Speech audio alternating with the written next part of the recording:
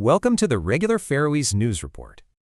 Here are the stories we're covering. First, the news. Then we'll get into a couple of recent opinions. So, big news from Runavík. The Ministry of Legal Affairs has nullified the November 2024 municipal election.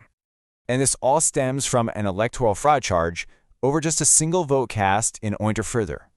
Runavík's mayor is pushing back, asking if mere suspicion is enough to scrap an entire democratic election. All right, moving over to the economy. A new report shows housing prices have actually doubled in the last decade.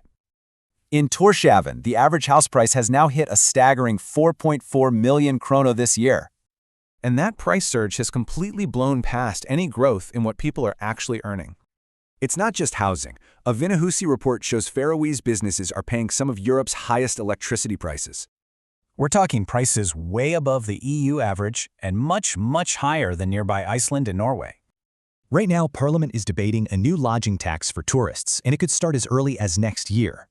The majority supports it to fund infrastructure. The minority, they're against it, worried about hurting the industry. Okay, let's switch gears to opinion pieces. First up is Sjurdur Skaale on relations with Russia.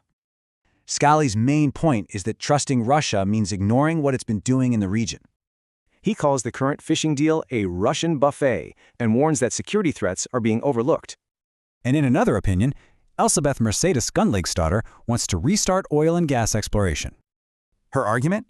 The Faroes are right next door to massive oil finds, like the Rosebank field.